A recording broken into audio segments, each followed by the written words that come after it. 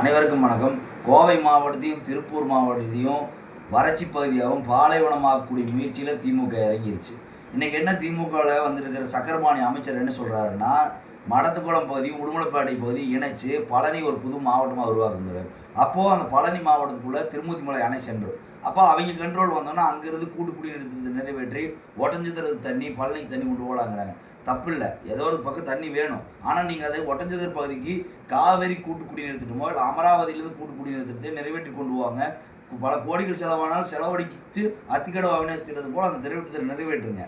ஆனால் இன்றைக்கி இருக்கிற திமுக எம்பி, பொள்ளாச்சி பாராளுமன்றத்தை சேர்ந்த எம்பி, நாங்கள் தண்ணி கொண்டு வர விட மாட்டோம், பொள்ளாச்சி பகுதி வறட்சி ஆயிரும், உடுமலைப்பேட்டை பகுதி வறட்சி ஆயிரும், திருப்பூர் பகுதி வறட்சி ஆயிரும், கோவை பகுதி வறட்சி ஆயிரும் குரலே கொடுக்கல. ஏன்னா அவர் சக்கரபாணியோட முழு ஆதரவாளர். எங்கே வேணாலும் பாருங்கள், எந்த ஃப்ளெக்ஸ் வேணாலும் பாருங்கள், அவர் வச்சுக்கிறதுல சக்கரபாணி புகைப்படம் இல்லாமல் அந்த ஏரியாக்குள்ளே மடத்துக்குள்ளே உடுமலைப்பேட்டை பகுதியில் வைக்க மாட்டார்.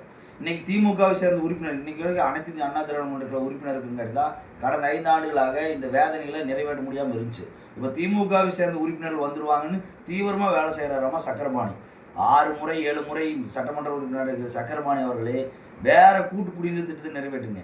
எங்களை வஞ்சித்து திருப்பூர் மாவட்டம் கோவை மாவட்டத்தை வஞ்சித்து எங்கள் பகுதியெல்லாம் திருமூர்த்தி வேணையான தான் பாசனம் அதிகமாக இருக்குது, குடிநீர் திட்டத்துக்கு அதிகமாக பயன்படுத்துகிறோம். சிந்தித்து பாருங்கள் மக்களே, வாக்களியுங்கள் இரட்டை இலைக்கு. மீண்டும் திமுகவோட உறுப்பினர் வந்துட்டாங்கன்னா அந்த நாடாளுமன்ற உறுப்பினர்கள் என்ன பண்ணுறாங்களோ அதைவே ஆதரவாக இருந்து அந்த திட்டத்தை நிறைவேற்றி நம்ம பகுதியை பாலைவனமாக்கி விடுவார்கள். திமுகவுக்கு வாய்ப்பளித்து விடாதீர்கள். அனைத்து இந்திய அண்ணா திராவிட முன்னேற்ற கழகமும் அமமுகவும் பாஜகவும் பாமகவும் தான் உங்களுக்கு பாதுகாப்பு.